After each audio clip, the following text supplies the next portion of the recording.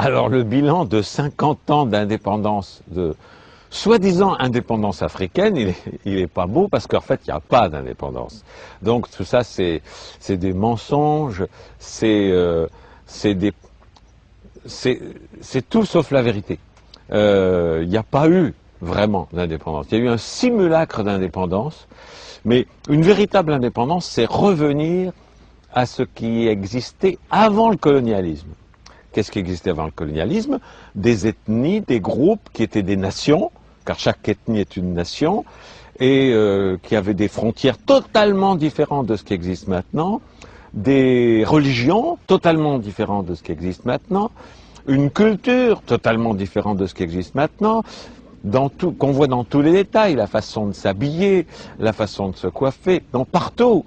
Et tout ça a été colonisé, et donc, à la décolonisation, qu'est-ce qu'il y a eu? Il y a eu un simulacre de décolonisation politique. Ça veut dire que les frontières qui ont été décidées par des gens qui n'avaient jamais mis les pieds en Afrique, quelque part en Europe, qui se sont partagés, comme ça, comme on partage un gâteau, ils se sont partagés l'Afrique, Kama, en disant, bah, vous les Anglais, vous aurez ça, nous les Français, on va voir ça. Ils ne sont jamais allés voir sur place, et ça donne des divisions épouvantables qui créent des guerres, parce que certains pays voient une ethnie au grand pouvoir faussement démocratique qui a été mis en place par les Européens, et d'autres ethnies, comme les Hutus et les Tutsis, qui se trouvent dominés, qui se trouvent maltraités par les autres, qui sont mis au pouvoir par les Européens, et donc des génocides et des conflits terribles qui n'en finiront pas. La seule solution, c'est le retour aux frontières précoloniales, aux traditions précoloniales, aux religions précoloniales, à tout ce qui était avant. Également dans la façon de s'habiller. Quand je vois des ministres et des présidents africains et de Kama habillés avec le costume cravate des colonisateurs, mais alors leurs ancêtres doivent s'arracher le peu de cheveux qui leur reste et se sentir trahis. Quand je vois ces ministres-là qui sont habillés en costume cravate, il faut qu'ils reviennent à la tenue traditionnelle africaine. Pourquoi copier le colonisateur qui est venu d'une façon sanguinaire piller l'Afrique, prendre les ressources, esclavagiser les gens? Et voilà que les ministres et les présidents africains, qui sont censés avoir mis l'indépendance, s'habillent comme les Européens. Ça, c'est une trahison. Déjà, c'est des traîtres à l'Afrique, parce qu'ils copient les Européens. Il y a quelques leaders africains qui ont le courage de s'habiller d'une façon africaine. Et tous les autres sont des traîtres à leur culture. C'est absolument inadmissible. Lorsque on pourrait dire, avoir la fausse excuse, que dire c'est pour plaire aux visiteurs étrangers, on s'habille quoi? Alors, moi, j'ai jamais vu le président français ou le président ou le premier ministre anglais, quand des chefs d'État africains viennent, s'habiller en africain pour faire plaisir à leurs visiteurs. Donc, c'est deux poids et deux mesures. Mais la base de tout ça, c'est, je crois, le plus bel exemple, c'est Mao Tse-tung. La Chine était également colonisée, comme l'Inde, comme toute la planète colonisée par cette minorité minuscule européenne, qui par la force, par la violence, par le sang, a colonisé toute la planète. Amérique du Nord, Amérique du Sud, Afrique, Inde, Moyen-Orient, tout ça c'était des colonies. C'était les empires, l'empire britannique, l'empire français. Le seul qui a compris comment se débarrasser de tout ça, avec Gandhi un peu, mais encore mieux Mao Tse-tung, quand il a fait la révolution culturelle, et qui vraiment voulait se débarrasser de tout ce qui avait pu être influence européenne, colonisatrice. Les Japonais ont eu la chance de refuser l'accès de la culture non japonaise. Et c'est pour ça que le Japon, où je suis là, est un pays que j'adore, car eux, ils sont restés à l'abri de tout ce qui était pollution de la colonisation. Donc, la révolution culturelle, si Kama veut devenir indépendant, si l'Afrique veut devenir vraiment indépendante, elle ne l'est toujours pas. Elle n'est toujours pas parce que les ressources sont pillées par les grands conglomérats économiques européens et américains. Elle n'est toujours pas parce que les systèmes politiques qui ont été mis en place au moment de l'indépendance, qu'est-ce qui s'est passé? Les colons, ils ont mis en place des pouvoirs, ils ont tracé des frontières, et puis, à leur départ, ils ont mis en place des gens soi-disant élus démocratiquement, qui maintenaient les mêmes frontières, les mêmes valeurs, les mêmes... Ce n'est pas de la décolonisation. Et sur le plan religieux, il faut que les Africains comprennent que leurs ancêtres qui ont été colonisés, qui ont été torturés, qui ont été massacrés pour les forcer à accepter la colonisation, ont également été torturés, massacrés et maltraités pour changer de religion. Les conversions au christianisme ont été faites par la force et par la violence. Alors, imaginez, et les ancêtres que vous avez, peuple africain, sont toujours vivants sur la planète des Elohim. Et ils vous regardent, et ils voient leurs descendants, vous, s'habiller comme leurs tortureurs.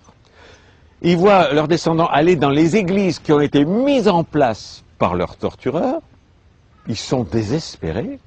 Si vous voulez retrouver la vérité qui est le culte de vos ancêtres, débaptisez-vous, apostasiez de la religion des colonisateurs, jetez les vêtements des colonisateurs, retrouvez les vêtements africains, retrouvez la culture africaine, retrouvez les religions d'avant la colonisation. Alors là, vos ancêtres vont vous regarder en étant fiers et en disant, tiens, finalement, nos descendants sont finalement indépendants. Pour l'instant, vous ne l'êtes pas. C'est des blagues. On vous fait croire à l'indépendance. Il y a un drapeau, il y a des... C'est des pantins, mais qui sont aux ordres des pouvoirs internationaux. Et vous le savez, en prenant un maximum d'argent qu'ils mettent sur des comptes en Suisse. Et en même temps, l'Afrique meurt de faim un peu partout. Un petit exemple. La cathédrale, la basilique de Yamoussoukro, si je me rappelle bien du nom, c'est aberrant. Il y a une Américaine qui vient de lancer une opération, c'est il y a plus de 30 ans, en disant, le Vatican, s'il est tellement concerné par les pauvres et par la faim en Afrique et ailleurs, mais qu'ils vendent le Vatican, et avec cet argent, il peut donner à manger à tout le monde. Parce que la religion chrétienne dont on vous vante les mérites et avec laquelle on vous a colonisé, a toujours dit, la pauvreté c'est beau, n'avoir rien c'est beau. Ok, faites-le vous-même. Que le pape vende tout le Vatican, c'est une ville. Et avec l'argent, il y a de quoi nourrir tous les Africains pendant plus d'un siècle. Non, ils restent dans le luxe, mais dans les églises africaines, on continue de prêcher la pauvreté, l'humilité. Et c'est des blagues, c'est la suite de la colonisation. Alors si la colonisation politique a été faite à 1%, c'est-à-dire vraiment un simulacre, si la colonisation spirituelle, elle n'a jamais été faite. La décolonisation spirituelle n'a jamais été faite. Vous continuez de singer les Européens en vous appuyant comme eux et en reniant vos valeurs et vos traditions. Vous continuez surtout, une décolonisation religieuse s'impose. Apostasiez, débaptisez-vous, envoyez massivement des lettres aux églises en disant je renie le baptême, je retourne à la religion de mes ancêtres pour qu'ils soient fiers de moi. Voilà. Alors la décolonisation de l'Afrique, c'est 50 ans de perdu, mais il n'est pas trop tard pour commencer. Il n'est pas trop tard pour commencer. Et les meilleurs alliés, j'ai un projet, moi, je trouve que le projet, il est en train de se mettre en place, des États-Unis d'Afrique, des Royaumes unis d'Afrique, car il faut revenir aux groupes ethniques, aux nations ethniques originelles, qui se fédèrent dans une Europe unis, comme les Européens le font, dans une Europe unie, dans une Afrique unie, un Kama uni, les royaumes unis de Kama. Et tous les pantins mis en place par l'Europe sous forme de grands États avec des présidents et des ministres disparaissent pour laisser place aux royaumes originels avec des rois, des ministres qui prenaient soin de leur peuple, de leur groupe ethnique, tous ces gens-là fédérés dans une fédération des États de Kama, avec une monnaie nouvelle, l'afro, on peut l'appeler, ou le camo, une monnaie unique et la suppression de toutes les barrières douanières, qui va aider à la suppression du plus grand cancer de l'Afrique, qui est la corruption. Car tout ce qui est importé, qui traverse des frontières, c'est une génération de corruption dont vous, Africains, vous souffrez tous les jours. En supprimant les frontières, en supprimant les barrières douanières, comme l'a fait l'Europe, il y a la suppression d'une grande partie, d'une majorité de la corruption qui ronge l'Afrique. Donc ça, c'est simple, c'est vite mis en place. Et en plus, l'Afrique n'est pas seule.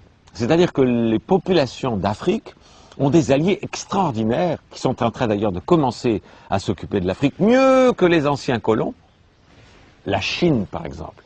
Or, la Chine, actuellement, et ça dérange les Américains et les Européens, la Chine est le plus gros investisseur en Afrique. Et c'est fantastique. Parce qu'ils savent très bien le problème, parce qu'ils ont été colonisés eux aussi.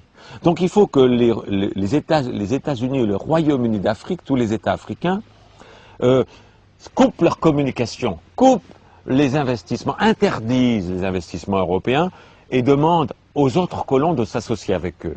Un genre de fédération planétaire des anciens colonisés. La Chine, l'Afrique, l'Amérique du Sud, avec Chavez qui fait des choses fantastiques au Venezuela, si tous ces pays victimes de l'ancien impérialisme européen s'allient, et les Américains ont très peur de ça, et les Européens ont très peur de ça, le nain européen est balayé. Et c'est ce qu'il faut faire. Le futur de l'Afrique, c'est une alliance non seulement économique, mais également militaire pour se protéger sur tous les plans, pour se protéger des colons qui sont prêts à tout. Qui sont prêts à tout pour revenir. Parce que tant que l'économie fonctionnait à peu près bien, on était à la décolonisation, hein, c'était beau, c'était mode, c'était fashion. Mais maintenant que le crash économique en Europe et en Amérique s'installe, les Européens et les Américains vont de nouveau avoir faim. Ils sont déjà dans la rue. Ils sont déjà homeless un peu partout. Et le nombre de chômeurs augmente à une vitesse incroyable. Le système économique mondial est en train de s'effondrer. Donc, dès qu'ils vont avoir faim, qu'est-ce qu'ils vont faire? Leurs intérêts économiques vont reprendre le dessus et ils vont vouloir recoloniser les colonies qu'ils ont perdues dans le sang, dans les invasions et dans des génocides.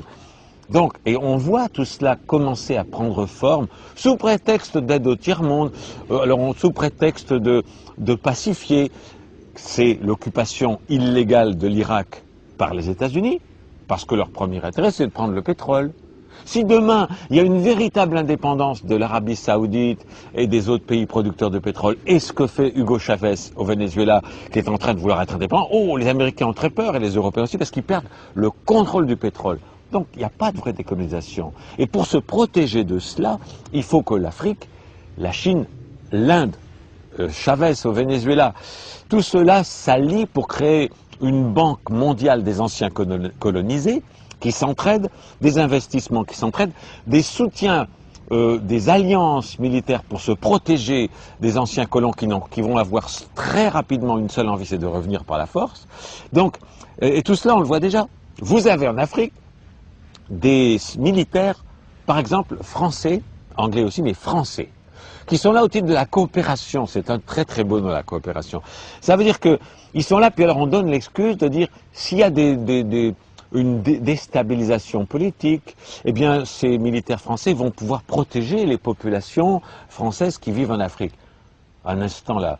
S'il y a une déstabilisation en Europe, et ça arrive dans certains pays, est-ce qu'il y a des militaires africains pour protéger les Noirs qui y vivent? Non. Alors donc il n'y a pas d'équivalence, il n'y a pas de réciprocité, c'est toujours un paternalisme et un tempérament de conquistador qui est en place pour dire vous êtes indépendant, mais attention, hein, on vous surveille, on vous patronise quand même, on regarde si tout va bien, sinon on va revenir. C'est inacceptable. D'où l'intérêt pour l'Afrique de s'allier avec la Chine, qui est quand même le plus grand pays du monde et la première puissance économique du monde maintenant, qui est également un quart pratiquement de l'humanité. C'est pour ça que les Chinois, là c'est fini maintenant, ils sont en train de devenir la superpuissance mondiale et ils n'auront plus jamais d'invasion. Ils ont les armes nucléaires, c'est pas très bien, il faudrait que tout le monde les enlève, les armes nucléaires. Mais vu la quantité massive qu'il y a en Europe et en Amérique, ils ont raison d'en faire. Si vous voulez qu'on n'en fasse plus, détruisez tout ce que vous avez en Amérique et tout ce que vous avez en Europe. Alors là, on verra. C'est tellement risible quand on voit les États-Unis et l'Europe dire oh, « l'Iran va avoir une bombe atomique, il faut envahir l'Iran ». Il y en a 10 000 aux États-Unis, il y en a 10 000 en Europe. Alors, commencez par détruire celle que vous avez avant de vous inquiéter de la bombinette atomique que peut-être l'Iran fera un jour et qui a le droit. Pourquoi les États-Unis, les anciens impérialistes européens, auraient le droit d'avoir des bombes atomiques? Puis l'Inde, non, la Chine, non, l'Afrique, non, évidemment, surtout pas. Mais Non, l'égalité, elle est là pour tout le monde. À la Chine et l'Inde, ensemble, c'est bientôt 3 milliards d'êtres humains, c'est-à-dire pratiquement la moitié de l'humanité. Et cette moitié de l'humanité, l'Afrique doit la rejoindre en tant qu'ancienne victime de la colonisation et créer une internationale des anciennes victimes de la colonisation, sans esprit de revanche. Car l'amour et la compassion doivent aussi régner, sans jamais faire subir aux Européens et aux Américains ce qu'ils ont fait subir aux autres, mais en empêchant que ça se reproduise, et en étant traités au moins à égalité. Et il se peut très bien, avec les richesses économiques et intellectuelles que possède le bloc Chine, Inde, Afrique, Amérique du Sud, qui ont toutes les ressources mondiales, qu'un jour l'Europe et les États-Unis soient en situation de tiers-monde. Et il appartiendra aux gens de l'Afrique et aux anciens colonisés d'aider mieux, s'il vous plaît, que ce qui a été fait pour vous, parce que c'était l'aide au développement, c'était plutôt une aide au sous-développement. Il vous appartiendra, à vous, population future de l'Afrique et de Kama, et des États anciennement colonisés, d'aider sincèrement. Actuellement, les Africains font la queue pour émigrer dans les pays riches, en France, etc. Je vous prédis, moi, le prophète Raël, qu'un jour, les Européens feront la queue pour être acceptés comme immigrants en Afrique. J'espère, je compte sur vous pour les traiter mieux qu'ils vous traitent quand vous voulez aller en Europe. La situation est en train de se retourner, vous le voyez déjà apparaître, tout ce que je vous raconte là. Énormément de nouveaux diplômés des universités françaises, au lieu de trouver un travail en France ou aux États-Unis, reviennent au pays, reviennent en Afrique, parce qu'ils y sont mieux traités, parce qu'il n'y a pas de racisme, parce qu'ils vont pouvoir s'y développer d'une façon beaucoup plus forte, en créant des entreprises en Afrique. Et les Chinois ont compris ça, qui commencent à investir massivement en Afrique. C'est extraordinaire, c'est magnifique. Augmenter ses liens avec la Chine, avec l'Inde, avec Chavez au Venezuela, et l'Afrique, très vite, va devenir un pays où les pauvres Européens vont vouloir venir essayer d'avoir du travail. À vous de les accueillir avec amour. Je voudrais ajouter quelque chose, c'est que l'Afrique, Kama, continent colonisé et où beaucoup de journalistes et de médias sont asservis au pouvoir, et donc indirectement asservis aux anciens colonisateurs, les médias ont une importance cruciale, fondamentale, et en particulier les gens de télévision, et je voudrais remercier Alexis pour son courage. Car je suis certain qu'il y a beaucoup de pression de la part des ambassades européennes, de la part des pouvoirs religieux, les chrétiens et tout ça, pour qu'on ne transmette pas mon verbe aux populations africaines. Et je tiens à féliciter, à remercier tout particulièrement Alexis pour avoir le courage de transmettre ces propos-là, qui lui, effectivement, peuvent lui attirer bien des désagréments parfois. Mais c'est de ça que l'Afrique a besoin. L'Afrique a besoin de centaines d'Alexis qui disent les vraies choses sans avoir peur de déplaire aux anciens colonisateurs et aux marionnettes qu'ils ont mis en place dans les gouvernements démocratiques africains.